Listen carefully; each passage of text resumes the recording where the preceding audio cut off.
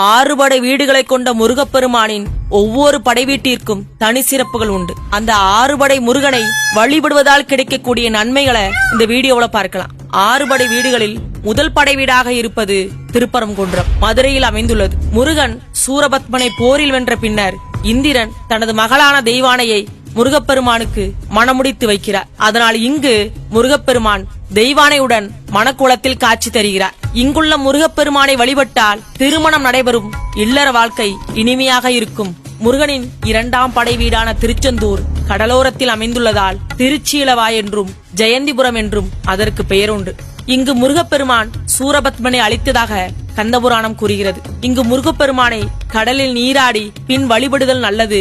வியாதி, பகை ஆகியவை நீங்கும், மனது தெளிவு பெறும். முருகனின் 3ஆம் படை வீடாக இருக்கக்கூடிய பழனி சித்தர்கள் வாழ்ந்த புண்ணிய பூமியாகும். பழனி முருகரின் சிலை போகர் சித்தரால் நவபாசானத்தால் உருவாக்கப்பட்டது. ஞானப்பழம் அடைய வேண்டிய போட்டியில் தமையன் பிள்ளையாருடன் தோற்ற கோபத்தில் பழனியில் தண்டாயுதபாணியாக காட்சி தருகிறார் முருகப்பெருமான். இவரின் தோற்றம் உலக உண்மையை உணர்த்தும் வகையில் அமைந்துள்ளது.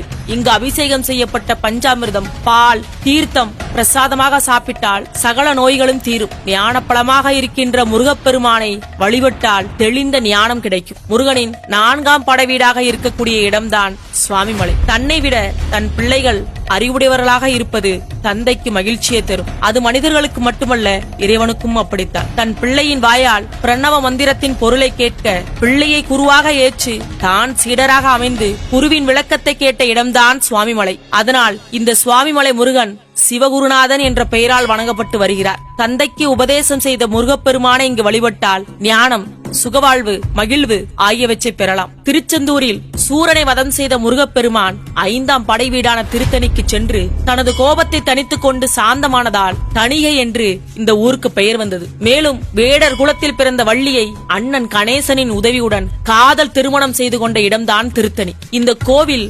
அருணகிரிநாதர், முத்துச்சாமி தீட்சிதர் உள்ளிட்டோரால் பாடல் பெற்ற தலமாகும். குன்றிலே குடியிருக்கின்ற திருத்தணிகை முருகனை வழிபட்டால் மனதில் இருக்கும் கோபம் முழுமையாக நீங்கும். 6 படை வீடுகளில் இறுதியாக இருக்கக்கூடிய படை வீடுதான் அழகர் மலை மீது அமைந்துள்ள சோலைமலையாகும். இங்கு அவ்வை பாட்டியிடம் முருகப்பெருமான் சுட்ட பழ வேண்டுமா, சுடாத பழ வேண்டுமா என்ற திருவிளையாடலை புரிந்துள்ளார். இந்த தளத்தில் உலக வாழ்க்கைக்கு தேவை கல்வி அறிவு மட்டுமே அல்ல, இறையருள் என்ற மெய் அறிவையும் உணர வேண்டும் என்ற திருவிளையாடலை உணர்த்தியுள்ளதால் இங்குள்ள முருகப்பெருமானை வழிபட்டால் பொன், பொருள், வருமானம் பெருகும். அங்குள்ள சுனையில் நீராடுதல் மிகவும் சிறப்பை தரும். முருகர் உங்களுக்கு பிடிக்கும்னா முருகான கமெண்ட் செய்து லைக் பண்ணி உங்க ஃப்ரெண்ட்ஸ்க்கு ஷேர் பண்ணுங்க.